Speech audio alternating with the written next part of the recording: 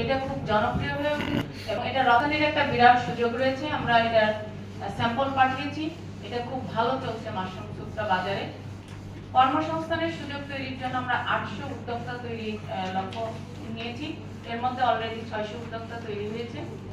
এবং সর্বোপরি যেটা আমাদের টার্গেট, যে মাশরুম উন্নয়ন ইনস্টিটিউটের সক্ষমতা বৃদ্ধি করা। ইতিমধ্যে আমরা বিভিন্নভাবে মাশরুম উন্নয়ন ইনস্টিটিউটের সক্ষমতাকে বৃদ্ধি করেছি, যাতে প্রকল্প না থাকলেও পরবর্তীতে পরিচালক হর্টিকালচার উইং এর মাধ্যমে এবং মাশরুম উন্নয়ন ইনস্টিটিউটের সহযোগিতায় সারা দেশে এই 33টি হর্টিকালচার সেন্টারের মাধ্যমে আমাদের এই কার্যক্রমগুলো যাতে অব্যাহত থাকে।